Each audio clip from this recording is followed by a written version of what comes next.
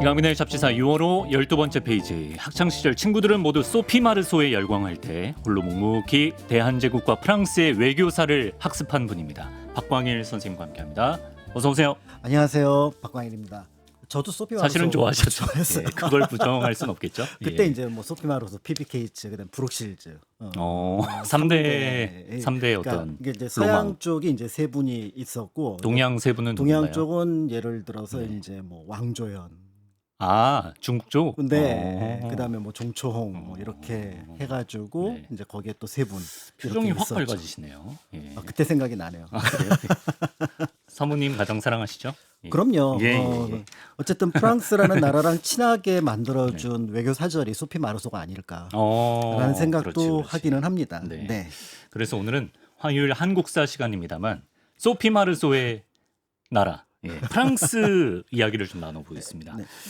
프랑스와 우리 역사 사이에 생각보다 중요하고 그래도 흥미로운 인연이 숨어 있다면서요? 네, 먼저 오늘 이 프랑스 얘기를 갑자기 왜 꺼내나 이렇게 생각을 하시는 분들이 계실 것 같은데, 우리나라 대통령이 프랑스에 가기도 했고, 하지만 올해가 프랑스와 수교를 한 지 140주년이 되는 해입니다. 아, 그렇군요. 1886년에 수교를 했고, 그렇게 시간을 따지면 이제 140주년이 되기도 하는데요. 병인 양요가 몇 년이죠? 1866년. 1866년. 그러니까 수교하기 20년 전에 벌어졌던 예. 사건이라고 볼 수가 있는데, 네네. 보통 지금 말씀하셨던 것처럼 프랑스 하면은 대부분 병인 양요, 그 다음에 카톨릭 박해에 따른 어떤 불편한 관계 이런 것들을 생각을 많이 하시는 편입니다. 네. 그렇지만 1886년 수교한 이후 조선이 되었던 그 다음에 이제 대한제국이 되었던 이 프랑스하고는 비교적 원만한 관계를 유지하기도 했었고 생각보다 굉장히 중요한 위치에서 외교 관계를 맺었던 나라가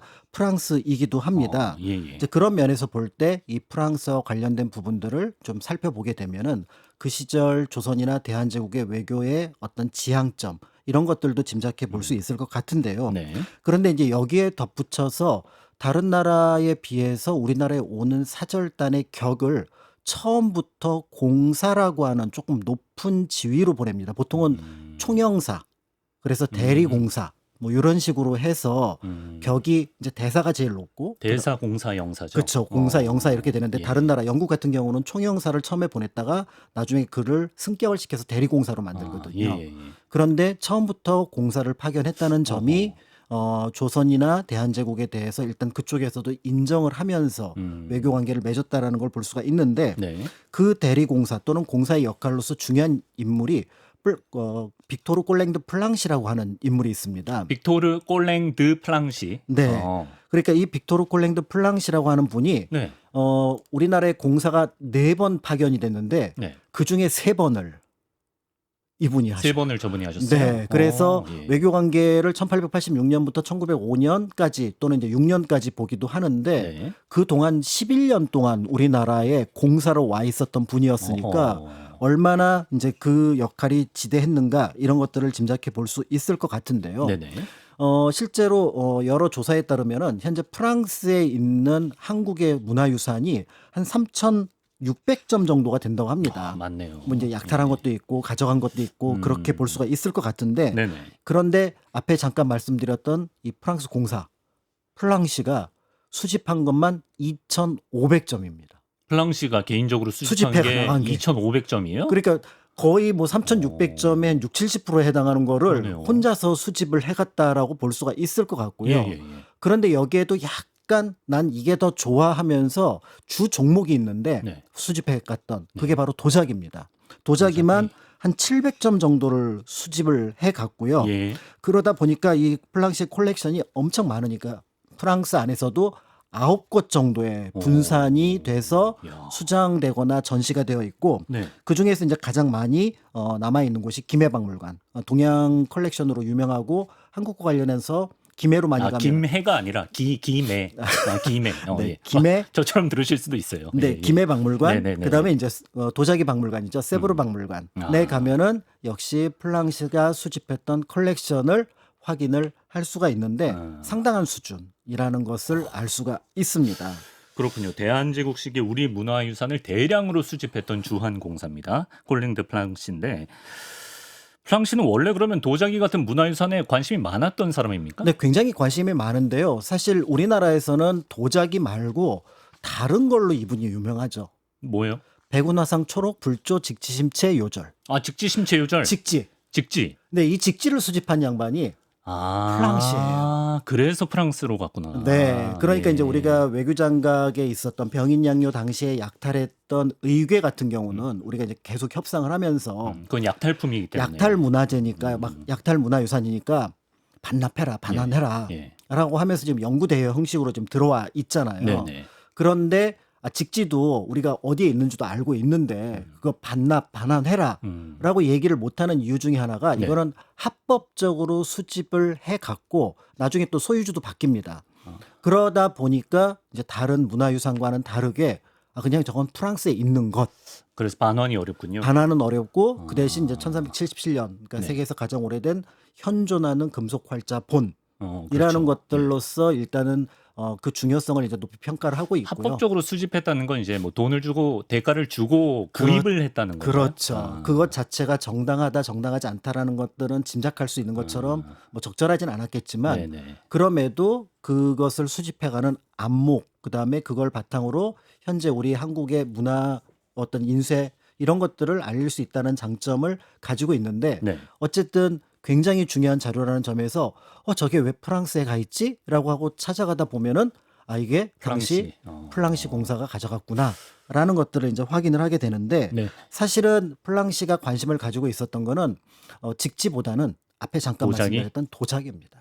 도자기 애초부터 좀. 네, 처음부터 도자기에 이제 관심이 많았고요. 네. 어떤 면에서는 그 동양학을 전공을 하면서 아마 중국 도자기, 일본 도자기를 처음 봤던 것 같아요. 네. 그러면서 문득 한국 도자기를 보고 나서 저거 잘 알려지지 않은 건데 그러니까 당시 유럽에는 그 차이나 소문자로 쓰면은 그거는 도자기를 가리키잖아요. 그렇죠, 그렇죠. 예. 그러니까 그럴 정도로 중국을 대표적인 산물이었고 일본도 역시 그 네덜란드를 통해서 굉장히 많은 그렇죠. 수출을 그렇죠. 하면서 아시아에서 도자기 하면 두 나라밖에 보이지 않았거든요. 근데 한국 건 또 완전히 다르니까. 완전히 다르죠. 네, 와서 그다음에 중국에서 살펴보고 살짝 놀란 상황이었는데 그러니까 자신의 관심사가 도자기니까 어떤 것을 이제 추진을 하냐면은 1886년에 외교 관계를 맺었지만 두 나라 사이에 이제 비준이라든지 이런 것도 좀 늦었나 봐요. 그래서 1888년에 이제 비준 기념으로 서로 이제 그 우리나라 고종과 저쪽의 대통령이 선물을 주고받는 과정을 가졌는데 조불 조약 체결 2년 후에. 그렇죠. 예, 그러니까 예. 1888년이 됩니다. 네. 이제 그래서 프랑스의 사디 카르노 대통령이 이제 뭔가 조선에 선물을 보내야 되는데 뭘 보냈으면 좋겠냐 이렇게 물어봤을 거 아니에요. 고종한테. 플랑시한테. 플랑시한테. 네, 예, 고종한테 예. 물어보면 좀 실례죠. 답정너네요. 뭐 받고 싶으세요? 위시리스트 같은 거 같으죠. 네. 예. 플랑시한테. 예. 네, 그랬더니 아마 이제 제안을 했겠죠. 이 나라가 도자기의 강국입니다. 근데 우리가 또 유럽에서 도자기 강국이 아닙니까? 라고 하면서 프랑스 도자기의 수준을 보여주자. 그래요? 라고 하면서 백자채색 살라미나 병, 그다음에 백자채색 클로디앙 병 한 쌍. 그래서 총 3점을 보냅니다. 엄청 크네요. 병이라기엔 크네요. 높이가 한 60cm, 62cm 정도 되는 화려하네. 화려한 병인데요. 네. 그러니까 당시 프랑스에서 만들 수 있는 가장 세련되고 화려한 도자기 병을 네. 조선에다가 선물을 한 거고요. 다른 2개의 병, 그러니까 백제채석 그 클로디앙 병 한 쌍은 네.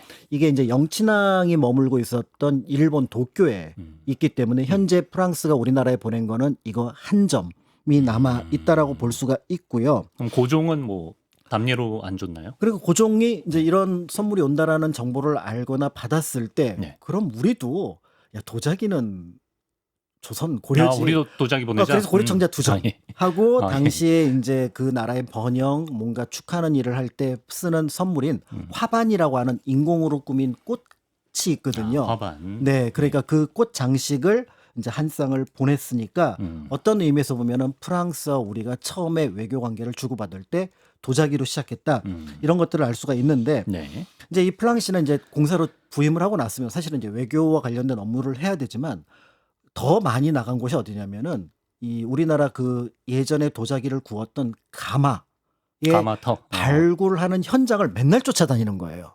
아, 발굴 현장을요? 네. 어. 당시는 공식 발굴이 아니라 비공식 발굴이었었고 이때만 하더라도 서양 선교사들이 그냥 물건을 사서 이렇게 네. 계속해서 구매해 갖고 본국으로 보낼 때였거든요. 근데 이 양반은 본인이 파고 싶었던 거예요. 뭐 건질 거 있나 보러 간 거예요? 네. 그래서 실제로 이제 예. 가마터를 막 갔는데 처음에는 이게 허가를 받지 않으면 불법이잖아요. 그렇겠죠. 그래서 처음에는 그냥 이렇게 구경만 하고 그다음에 이거 어떻게 파는 건지 계속 옆에 있는 사람들한테 물어보다가 그 다음에는 허가를 받았는지 발굴에 착수를 하기도 합니다. 아, 예. 그러다 보면은 거기에 이제 연대별로 도자기 조각들이 나오거든요. 네. 그러면서 이제 이걸 바탕으로 한국 도자기를 연구를 하면서 논문 수준에 이르는 이제 보고서를 쓰게 됩니다. 그렇습니까? 그러면서 자연스럽게 유럽에서도 야, 일본, 중국 도자기만 있는 것이 아니라 한국 도자기도 굉장히 중요하구나를 알리게 되는 역할을 하게 되고요. 네. 그러면서 이제 그가 한국 도자기에 내린 평가를 이렇게 이제 정리를 하게도 했는데요. 네. 여기에는 이제 어떤 의미에서 보면은 이제 상당량의 청자를 수집하고 현장에서 발굴했던 것과 관련이 있지 않을까. 그래서 한국 도자기는 내가 생각했던 것보다 수준이 정말 높다. 아, 이렇게 수준이 높다. 평가를 아. 하기도 했습니다. 예. 그러니까 우리 유산이 이때 세계에 너무 많이 반출된 거는 좀 많이 아쉽지만 네. 그래도 또 이제 우리 도자기의 그 우수성을 세계에 알리는 역할을 한 셈이기도 한 것 같은데요. 네. 근데 이제 반대로 당시 이제 대한제국 황실도 프랑스 도자기에 관심이 많았던 모양이네요. 그렇죠. 이게 전통적인 우리는 도자기가 계속 유지되고 있던 상황이었지만 사실 이 시기에 왕실에서 운영하던 관요, 그러니까 이제 국가에서 운영하던 도요지가 광주에 있었는데 광주, 경기도 광주. 예, 예. 그래서 보통 이제 사홍원의 분원이라는 의미로 광주 분원 이런 표현을 쓰거든요. 예. 근데 여기가 민영화가 되면서 제대로 운영이 안 되고 있었습니다. 네. 그러니까 이제 수준 높은 도자기가 들어오지 않는 상황이었고, 그리고 이제 서양 도자기는 훨씬 더 채색이라든지 이런 것들이 좀 세련된 느낌이 있으니까 좀 이국적인 느낌이 들잖아요. 그렇죠, 그렇죠. 예. 그런데 플랑시가 있으니까 그럼 우리 좀 프랑스 도자기를 배울까? 사볼까? 아, 사볼까? 네. 라고 해서 프랑스에서 이제 자기를 주문했다라는 기록이 아, 이제 그래요? 남아 있고요. 예, 예. 황현이 썼던 매천야록에 보면은 아니 이 사람들이 프랑스를 너무 좋아해. 네. 어떻게 프랑스 식기, 촛대 이런 것들을 사서 쓸 수가 있어? 라고 하면서 관련된 기록을 남겨놓기도 했는데 네. 실제로 지금 대한제국식의 그릇 가운데 프랑스 자기가 133점이 아, 남아 있습니다. 그렇습니까? 예. 그런데 여기 보면은 네. 당시 대한제국 문장으로 썼던 오얏꽃, 그러니까 이화문이 금빛으로 장식되어 있어서 이거는 이제 OEM 방식으로 아, 프랑스 자기에 예 이화문이 있다고요? 들어간 거예요. 대한제국 에디션. 에디션인 거죠. 그래서 우리가 당신들한테 OEM. 도자기를 사려고 하는데 예. 기성품이 아니라 예. 우리는 이런 문양이 들어가야 됩니다. 커스터마이징해서 특수 제작 좀 해주세요. 그럼요. 우리가 왕실에서 쓸 거니까. 야, 당시 배송 기간 엄청 길었겠죠. 그러니까요. 이제 그렇게 해서 제작을 한 것이 남아 있다고 하니 야. 한 프랑스는 이제 도자기를 통해서 서로 긴밀한 관계를 오. 유지했겠구나. 이제 이런 것들을 짐작해 볼 수가 있습니다. 그러네요. 그럼 그 불란서산 그릇은 그냥 수집용이었을까요? 아니면 뭐 만찬 행사나 이럴 때 실제로 쓰기도 했을까요? 그렇죠. 이제 그거를 그냥 수집용으로 쓰기에는 뭔가 수량도 좀 많기도 하고 또 그걸 어디다가 이제 유럽 같은 경우 보면은 이제 그 도자기 방이 있어요. 아, 예. 그래서 도자기를 사다가 그걸 벽에다 붙여요. 벽에다 전시. 전시. 아. 나 이래서 도자기 이렇게 많이 구입했다. 네. 나 실력은 이 정도다. 라고 하지만 우리나라는 그 정도는 아니잖아요. 그러니까 이건 예쁘니까 네. 아, 쓸- 썼다? 쓰려고 했던 것으로 보여지는데 예, 예. 당시 이제 대한제국식의 국가 전례서라고 하는 게 대한예전, 그다음에 이제 그 외교의 어떤 의식을 정리한 게 예식장정이라고 하는 책이 있습니다. 여기에 보면은 뭐라고 되어 있냐면은 외교관들과 만날 때 서양식 요리를 제공한다. 서양식 연회를 연다라고 하는데 그 서양식 연회가 프랑스 정찬 요리입니다. 아하. 프랑스 코스 요리예요. 예. 그러니까 이게 가능했던 이유는 바로 뭐냐면 당시 유럽이 어떤 문화적으로 서로 교류를 굉장히 많이 하고 있었잖아요. 그러니까 네. 지금도 EU라는 과정 속에서 서로 나라들이 주고받지만 당시의 유럽 문화의 중심은 이제 프랑스하고 영국이 서로 중심을 놓고 싸우고 있을 때였는데 아무래도 이 프랑스 쪽의 문화를 익숙했던 앙뚜아네트 손탁이라든지 엠마 크레벨, 손탁 호텔. 손탁 호텔의 그분, 예, 손탁. 그다음에 이제 엠마 크레벨 예. 이런 분들이 현장에 와서 총 감독을 합니다. 예. 그래서 음식 순서는 어떻게 내고 조리는 어떻게 하고 이렇게 하면서 정찬을 운영을 하다 보니까 이 상황을 봤던 서양의 외교관들이 네. 야 유럽 수준에 못지않아 그러네. 라고 아니, 아까 그 감탄했던. 테이블 사진 좀 잠깐 다시 볼까요? 네. 약간 저런 식으로 나왔다는 네. 거잖아. 그런 것들을 바탕으로 해서 여기에 이제 정찬을 펼치니까 이제 외국에서 온 특히 유럽에서 온 외교관들이 볼 때 네. 대한제국이 유럽에 관심이 많고 많이 알고 있구나. 음. 이제 이렇게 진행을 했다라고 볼 수가 요즘 있는데요. 파인다이닝 식당 같아요. 그렇죠. 네. 그런데 이제 이렇게 하니까 이제 민간에서는 어떨까라는 생각이 들었는데 민간. 네. 그러니까 이제 궁궐에서는 저렇게 이제 귀한 어떻게 보면 서양의 도자기들을 그렇죠. 네. 가져다 썼잖아요. 민간에서는 꿈도 못 꾸는 거 아니에요? 그런데 민간에서도 했던 것 같아요. 그래요? 당시 네. 외부 대신이었던 조병식이 예. 외교관을 집으로 초청했는데 보니까 전부 다 어디에 앉아 있냐면 방바닥에 앉아 있는 게 아니라 아, 네네. 테이블과 의자에 앉아 있어요. 식기류도 저런 식기류도 서양 식기류. 뭐 고위 관리이긴 하지만 고위 관리니까. 민간에서도 썼네요. 그러니까 당시에 예. 우리가 알고 있는 것보다 훨씬 더 많은 서양의 관심 그리고 그 서양의 관심이라고 하는 것들이 대체로 프랑스였겠구나라는 것들을 생각해 보면은 어떤 의미에서 보면은 이제 그 프랑스가 우리나라 그 고위층 황실 네. 문화에 큰 영향을 끼쳤겠구나라는 걸 볼 수가 있고요. 네. 다만 이제 고종이 국내 이제 신하들하고 대신들하고 연애를 베풀 때는 그럼 우리 걸로 여기는 백자와 한식으로 그래서 이중으로 그러니까 대외 외빈용 그다음에 이제 내빈용으로 두 가지 방식이 나누어서 있었네요. 예. 연애를 베풀었다라고 볼 수가 어허, 있습니다. 그렇군요. 또 저런 장면이 있었을 거라는 건 상상을 못했는데 어쨌든 고종이 뭐 프랑스 자기 뭐 요리 식기류 이런 거 프랑스에 참 관심이 많았던 것 같은데 고종은 그렇다면 왜 프랑스를 이렇게 눈여겨봤을까요? 네, 이 부분은 이제 당시 조선이나 대한제국이 처한 외교 상황하고 좀 살펴볼 필요가 있을 것 같은데 우리는 결과론인 관점에서 1905년 을사늑약, 1910년 국권 침탈하니까 모든 침략의 그 스케줄을 일본에 맞춰서 보는 경향이 있습니다. 그리고 이와 다르게 그 일본을 막기 위해서 우리는 어디에 관심을 가졌나라고 생각을 하면 주로 미국 쪽에 관심을 가지고 있어서 일본 미국과의 외교 관계에 조금은 관심도 많고 비교적 지식도 많이 있는 편이라고 볼 수가 있는데 네. 그런데 당대의 고종과 대한제국이 느끼기에 조금 더 위협적으로 느꼈던 나라는 다른 나라입니다. 일본이 아니면 어딜까? 청나라예요. 청나라를 더 위협적으로 더 느꼈어요? 위협적으로 느꼈어요. 1882년에 이모군란 당시에 청나라 군대가 들어와서 국내 90군대를 진압을 하고 그렇지. 흥선대원군을 잡아가잖아요. 그랬죠. 예. 그러니까 여기에 반발해서 개화파가 일으켰던 게 1884년에 갑신정변인데 이 갑신정변도 실패로 돌아가면서 1894년까지는 위안스카이를 포함해서 상당수의 중국 고위 군인들이 와가지고 네. 한국 정치를 그러니까 조선 정치를 감나라 배나라 했었잖아요. 예. 이런 상황에서 1880년대 후반에는 어떤 소문까지 들었냐면은 이 기회에 청나라가 조선을 먹으려고 한다. 침략하려고 한다. 라고 얘기를 하는 소문이 돌 정도였습니다. 네네. 그러니까 당대의 왕을 비롯해서 고위 관료들이 이 나라는 지금 예전하고 다르고 왜 이렇게 껄끄럽지? 라고 했던 게 청나라인데 청나라였다. 예. 그런데 이 청나라와 전쟁을 해서 이긴 나라가 프랑스인가요? 프랑스입니다. 아, 그렇군요. 우리가 알고 있는 청불전쟁이라고 해서 청나라하고 프랑스가 싸웠던 전쟁인데 인도차이나 특히 베트남을 놓고 네. 싸웠던 전투잖아요. 네. 전쟁인데 여기서 청나라 프랑스가 이겼다는 프랑스가 거잖아요. 이기잖아요. 예. 그러니까 이거를 1884년에 있었던 이 전쟁을 고종이 눈여겨본 거예요. 그렇다면 저 나라는 힘이 세서 청나라를 막아줄 수 있겠구나. 제어할 수 있겠다. 그리고 우리가 프랑스랑 외교 관계를 맺으면 청나라가 함부로 하지 못하겠다라는 생각을 하게 됐고 예. 이와 관련해서 이제 고종이 예. 이제 그 청나라와 관련된 조사를 하게 했던 모양입니다. 프랑스 관련해서. 네. 예. 그래서 프랑스 관련된 조사를 했는데 네네. 그 조사 결과가 조선에 들어온 게 어떤 게 있었냐면은 예. 당시 프랑스는 유럽의 최강국이다. 오. 라는 표현과 함께 정규 병력이 26만 명이고 그다음에 군함이 약 500척에 이른다. 야. 그러니까 이제 딱 듣기만 해도 꽤 괜찮잖아요. 그렇죠. 근데 고종을 더 이제 경악하게 만든 숫자가 예. 민병이 375만이다.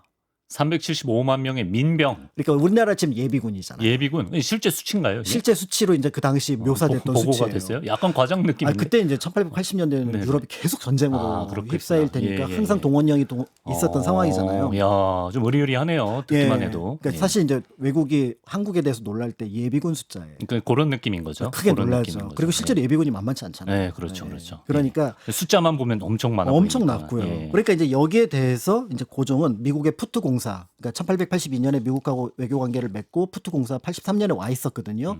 이 푸트 공사한테 우리 프랑스랑 외교 관계 맺게 해달라. 좀 뚫어줘. 징검다리 좀 놔달라라고 얘기를 해서 이제 도움을 받게 되는데요. 네.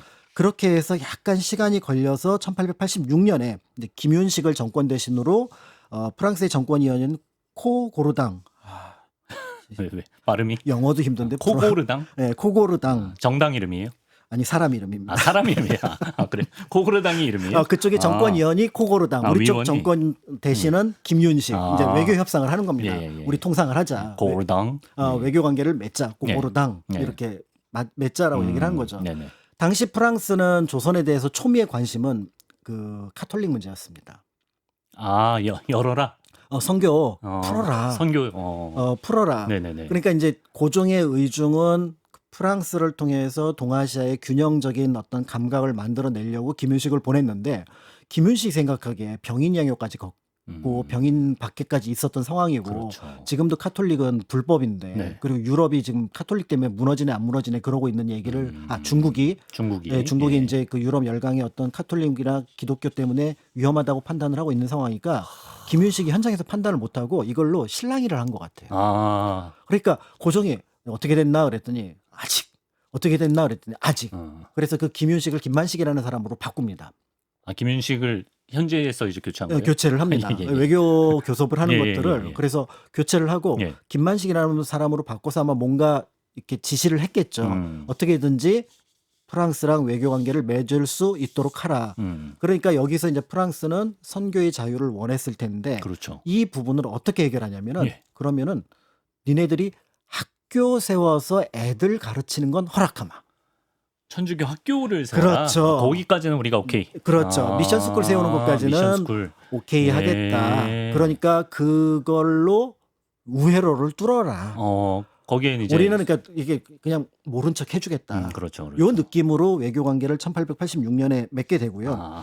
당연히 이제 여기에 대해서 청나라가 엄청나게 반대를 합니다. 네. 엄청나게 반대를 하지만 여기에 대해서 고종은 지금은 청이 위협적이라고 판단을 했기 때문에 이 수교를 실현을 시킨다는 점에서 그런 면에서 우리가 알고 있는 외교 관계를 맺을 때 어떤 의미에서 보면 조선이 가장 적극적으로 우리는 저 나라랑 외교를 해야지라고 결정했던 나라가 프랑스였겠구나. 그렇군요. 라는 것들을 이제 짐작해 볼 수 있을 것 같고요. 예.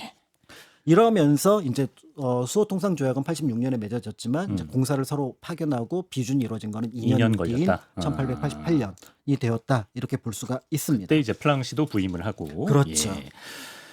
근데 이제 1886년에 프랑스와 맺은 외교 조약은 비슷한 시기에 조선이 서양 열강들과 맺은 조약들과는 좀 차이가 있다고 들었습니다. 네, 여러 면에서 이제 차이가 있는데 프랑스의 동아시아를 바라보는 정책하고도 관련이 있습니다. 그러니까 영국이라고 하는 나라가 동아시아를 바라볼 때 늘 관심을 갖고 있는 거는 러시아입니다. 러시아. 그러니까 러시아가 연해주를 1860년 정도에 획득을 하고 나니까 네. 그럼 이제 동아시아가 러시아가 세력 확장을 할 수 있는 바탕이 되는 거잖아요. 그러면은 러시아에 반대하는 게 우리 편. 이게 영국의 러시아에 반대하는 거 일본. 그렇죠. 그러니까 영일 동맹이 거기서 만들어지는 거고요. 예. 더불어서 예를 들어 러시아가 한반도를 먹으려고 하면은 그럼 한반도 남쪽에 있는 거문도를 우리가 점령한다. 거문도 점령 사건. 예. 이런 일들을 영국이 벌이고 영국은 무엇보다도 조선이나 대한제국을 네. 독립적으로 인정하진 않았습니다. 그렇군요. 그래서 여기에 처음에 공사를 파견한 것이 아니라 총영사를 파견하는 방식으로 해서 우리가 외교로 그 나라의 지위를 인정해 주는다기보다는 교류를 하면서 관계를 유지하겠다 정도라고 볼 수가 있는데 그런데 프랑스는 뭐 러시아하고 크게 뭐 오히려 러시아랑 좀 우호적인 나라였거든요. 그렇군요. 그런데 뭐 그거하고 별개로 러시아랑 우호적인 거와는 별개로 아시아는 내가 보기에는 딱 요 상태면 좋아.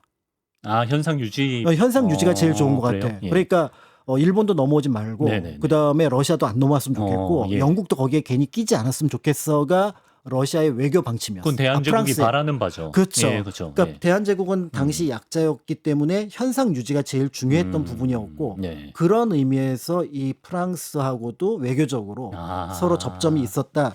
이제 이렇게 볼 수가 있는 또 거고요. 프랑스도 아까 처음부터 공사를 보냈다고 처음부터 하시죠? 공사를 그러니까 파견합니다. 대한제국을 다른 나라에 비해서는 좀 동등한 관계로. 봤다. 그러니까 영국은 조금 나쁘게 표현을 하면은 네. 청나라의 속국의 느낌으로 영사를 파견한 거거든요. 네. 그런데 프랑스는 처음부터 우리는 공사를 파견해서 여긴 자주국이야. 외교 관계.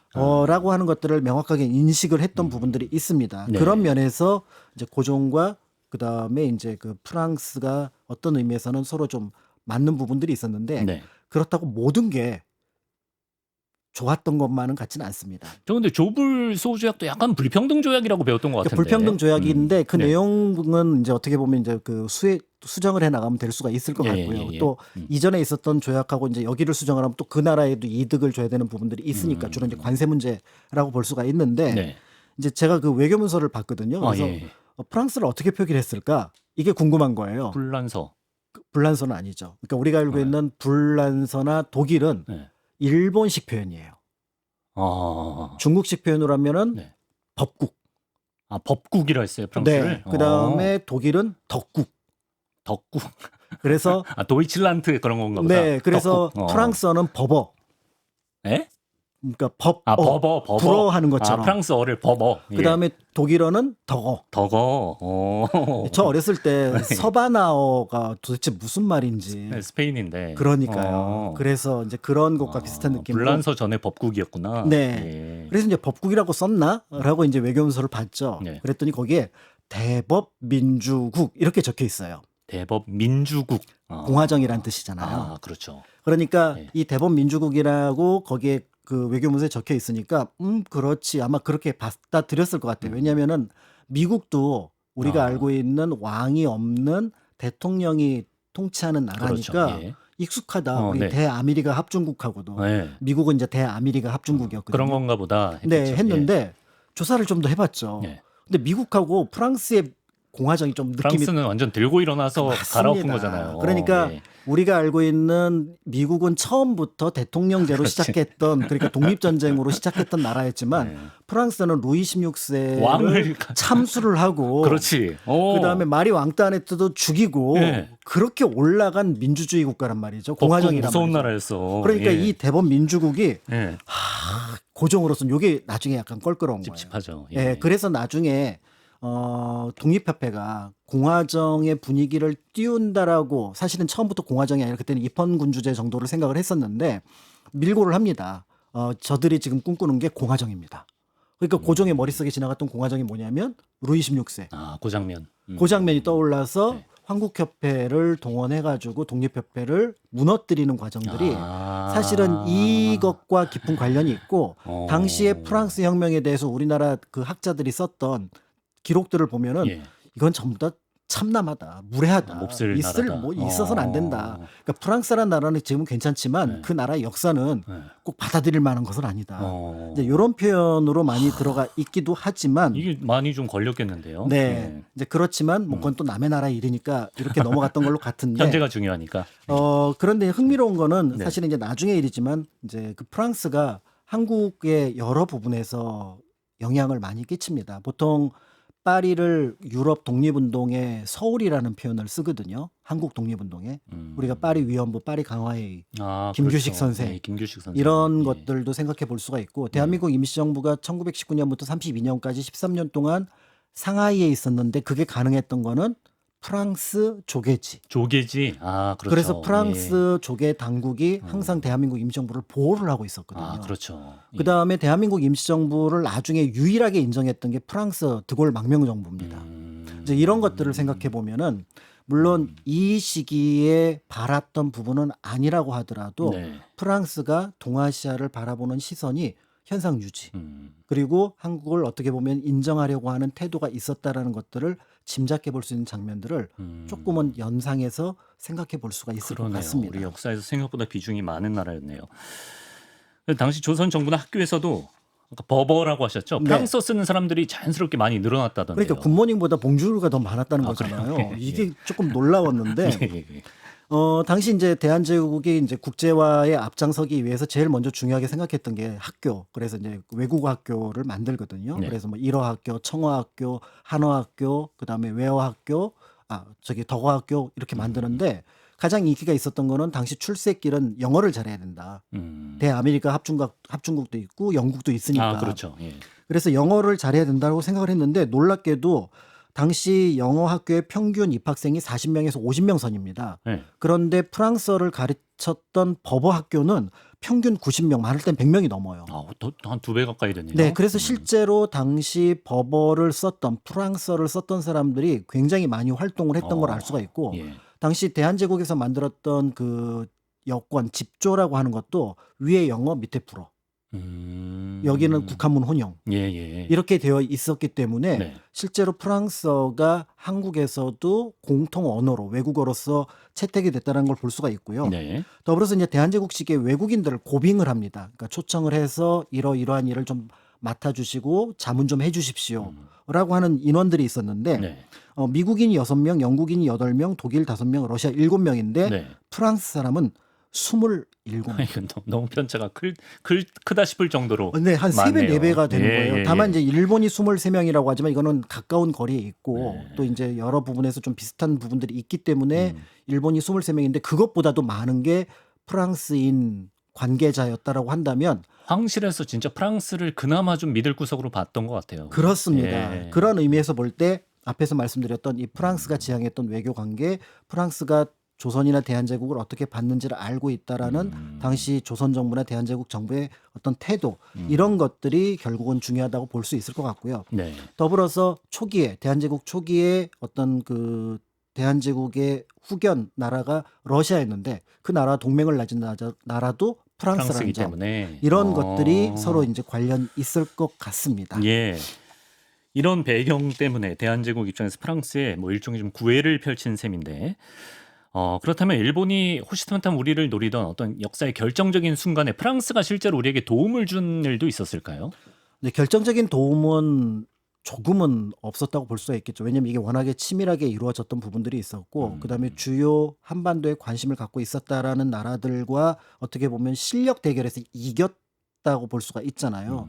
그러니까 프랑스 같은 나라는 현상 유지를 바라지만 또 적극적으로 개입할 것까지는 적극적으로 개입하지 않는다는 거죠. 예, 그러니까 유인이 없죠. 내가 거기까지 개입할 여지는 지금 없는 상황이다 이렇게 판단을 했던 것으로 보여집니다. 네네. 그래서 실질적으로 이제 도움은 되진 않지만 그럼에도 불구하고 이제 프랑스라는 나라가 그 대한제국을 국외에 널리 알리는데 많은 역할을 하게 됩니다. 그러니까 1900년에 이제 파리 만국박람회가 열렸을 때 당연히 이제 대한제국을 초청을 했고 예. 이와 관련해서 이제 대한제국에서도 여러 가지 준비를 하게 됩니다.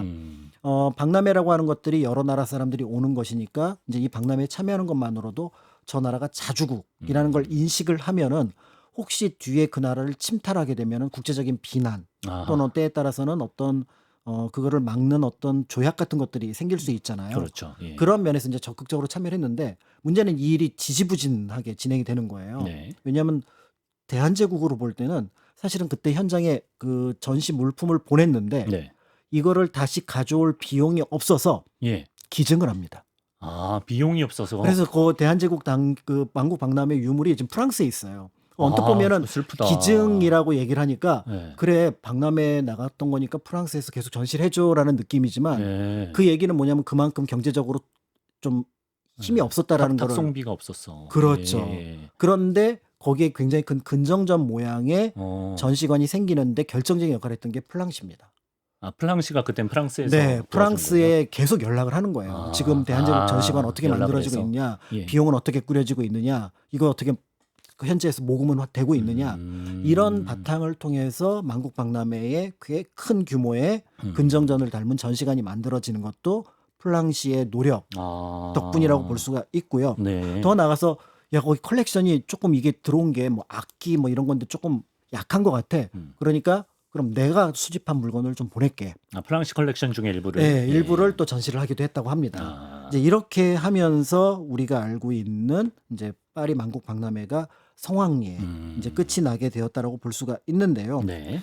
이렇게 이제 플랑시가 프랑스인으로서 한국과 프랑스 관계의 징검다리 역할을 했다면 한편으로 이제 우리나라 사람으로서도 또 그 파트너가 될 만한 사람들이 필요하잖아요. 아, 그렇죠. 그런 인물로 이제 평가를 받던 인물로 이제 현상건이라고 하는 인물이 있다라고 볼 수가 있습니다. 현상건 어떤 인물입니까?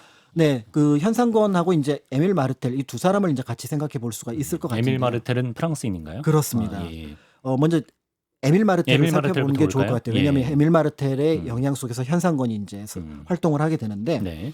이 에밀 마르텔은 프랑스 부친, 일본 모친 아, 프랑스, 일본. 예. 사이에서 태어났습니다. 네네. 그러면 약간 이제 일본 쪽으로 기울어야 되는데 그러게요. 실제로 어렸을 때 일본에서 자라고 청에서 자랐기 때문에 일본과 중국에 대해서 잘 알고 있었거든요. 예.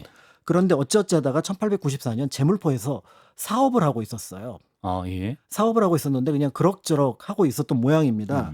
그런데 그때 이제 어떤 일이 있었냐면은 대한제국 정부에서 조선 정부죠. 조선 정부에서 우리 법어학교 만들려고 하는데 책임자를 한 명 보내달라. 책임자. 네, 그러니까 프랑스에서 반색을 하죠. 우리 불어도 잘하고 네. 한국어도 잘하는 선생님 있다. 정말 많습니다. 예. 누군지 아시겠죠? 마르텔. 선교사들. 아, 선교사. 선교사들을 보내는군요. 예. 그러니까 삑 하는 그렇죠. 거죠. 선교사는 또 우리 아까 얘기했잖아요. 법어학교를 그렇죠. 뭐 이렇게 네. 그러니까 프랑스 사람들이 학교를 만들어서 이렇게 우회적으로 가르치는 그 그렇지. 선교를 하는 건 네. 괜찮지만 그렇게 대놓고 법어학교에다가 선교사를 세우는 거는 안 된다. 그러니까 이제 프랑스가 갑자기 고민을 하는 거예요. 네. 그럴 사람이 누가 있지? 한국어도 좀 하고 프랑스어도 좀 하고 영어도 좀 할 수 있는 사람 찾아보니까 마르텔. 에밀 마르텔이라는 사람이 저기서 장사하고 있는 거예요. 장사하고 있어. 예. 그래서 연락을 합니다. 당신 그 장사 그만두고 네. 이 법학교라고 하는 프랑스 학교를 운영을 하는데 와줄 수 있느냐? 좋습니다.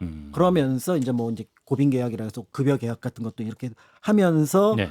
이거에 진짜로 이거 나의 천직이야라고 생각하면서 진짜 열심히 가르쳐. 이 아, 사람이 그래요? 교육학 전공을 하지 않았거든요. 네네. 그런데도 본인이 교과서도 만들어 보고 하면서 과정도 여러 개 해보고 심지어 마지막에는 취업 과정도 만들어서 네. 언어만 배우는 게 아니라 이걸 배우면 그 프랑스 사람들이 아까 27명이 와 있었다고 말씀드렸잖아요. 맞아요. 예. 그 사람들이 주로 광산이나 철도에서 일을 하고 있었는데 네. 거기에 가서 일을 할 수 있는 기본 바탕도 만들어주게 됩니다. 열심히 하셨네. 그러니까 대한제국 정부에서 에밀 마르텔이라는 사람이 너무 신뢰가 가는 거예요. 기특해요. 예. 그래서 무관학교에서 군인들도 좀 가르쳐 주십시오. 근데 장르가 너무 다른데 그냥 다 시키는 거 아니에요? 군인들도 프랑스어를 할 줄 알아야 된다. 아, 예. 라고 해서 이제 언어를 가르쳐라. 그렇죠. 예. 이제 이렇게 해서 이제 가르쳤다고 볼 수가 있는데 네. 이런 활동을 쭉 누가 멀리서 보고 있었냐면은 네. 고종이 보고 있었던 거예요. 네. 저 사람 에밀 인제네. 믿을 만하네. 인재네. 어. 라고 하면서 어떤 경로였는지는 정확하게 알 수 없지만 이때부터 에밀 마르텔은 고종의 정보원 겸 특사 역할을 합니다. 아, 그렇군요. 네. 그래서 예를 들어 이제 중국에 뭔가 문제가 생겼다라고 하면은 보통은 기자들이 가거나 특파원을 통해서 뭔가 현지, 그러니까 예를 들어 의화단난 이런 것들이 취재를 해야 되잖아요. 네. 그게 조선에 어떤 영향을 끼칠까?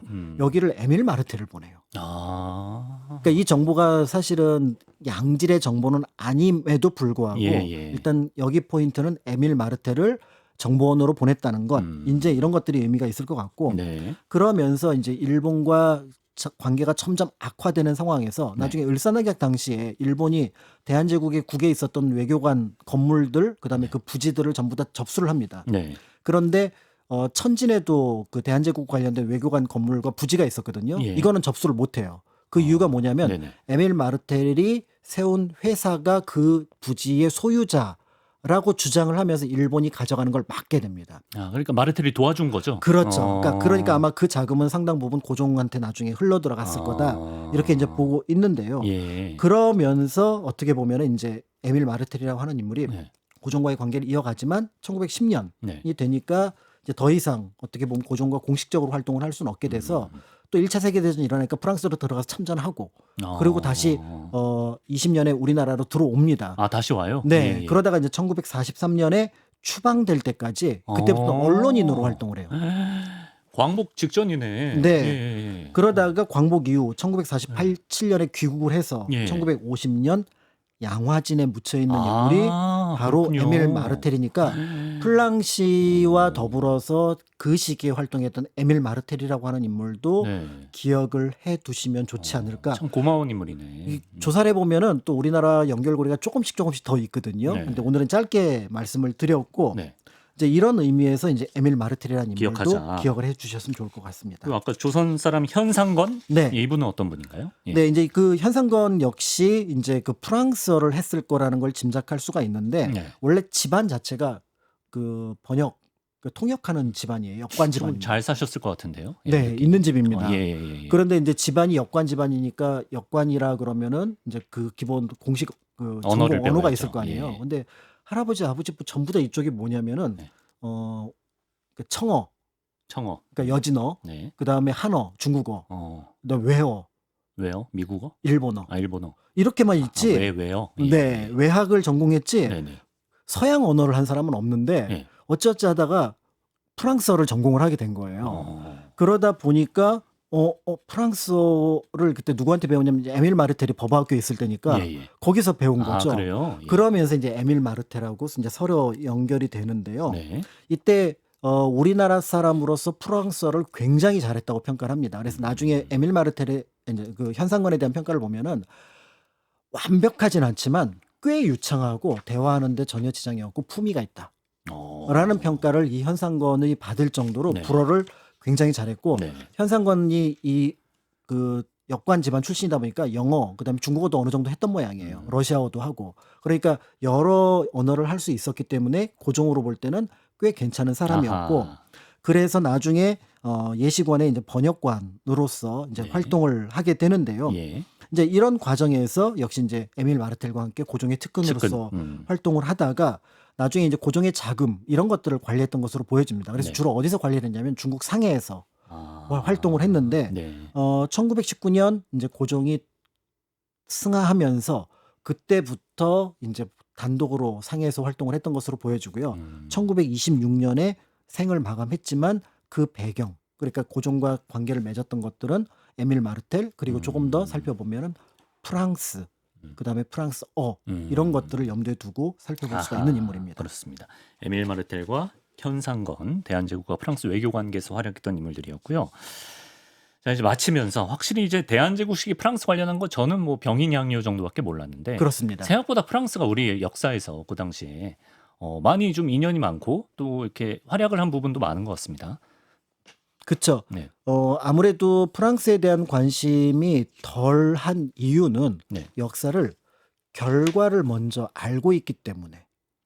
우리한테 더 가혹하게 했던 나라들. 그렇죠. 그리고 한테 나중에 더 큰 집중하죠. 영향을 예. 끼쳤던 나라들. 네. 그다음에 지정학과 관련해서 주변에 있는 나라들에 관심을 갖다 보니까 그 중간에 분명히 역사 상황에서는 굉장히 큰 역할을 했음에도 불구하고 놓친 나라들, 놓친 사건들이 있다라는 거죠. 그 중에 이제 우리가 일본의 국권을 빼앗기고 그 과정에서 중요한 역할을 했던 게 이제 청나라라든지 러시아니까 청일 전쟁, 러일 전쟁이 있으니까 네. 여기에 관심을 갖고 그 다음에 그 시기 자체는 별다른 관심은 없었지만 해방 이후에 굉장히 큰 영향을 했던 게 미국. 예. 그러니까 이제 미국과 연결고리 속에서 도대체 미국은 어떨까? 또 미국은 선교사의 역할이 굉장히 컸잖아요. 이제 이런 것들에 대한 결과에서 역사를 보다 보니까 과정에서 놓치는 나라가 그러네요. 프랑스가 프랑스. 아니었을까 이렇게 보게 되고요. 네.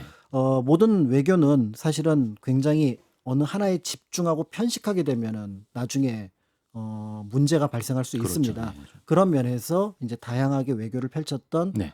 대한제국의 상황들을 프랑스를 통해서 확인하신다면 그 시대의 역사를 조금 더 깊이 볼 수 있을 것 같고 더불어서 이제 지금의 프랑스와의 관계도 어떤 방식으로 풀어갈 수 있을지를 생각해 볼 수 있는 네. 하나의 자료가 되지 않을까 이런 생각을 해봅니다. 그렇습니다. 프랑스와 수교 140주년이 되는 해를 맞아서 대한제국 시기 프랑스와 또 대한제국의 관계에 대해서 알아봤습니다. 잡지사에서 프랑스 역사 얘기하는데 위위 이다도시 이다시골 얘기 안 나온 게 처음이어가지고 약간 감개무량한 느낌이 있습니다. 예, 박광일 선생님과 함께했습니다. 고맙습니다. 감사합니다.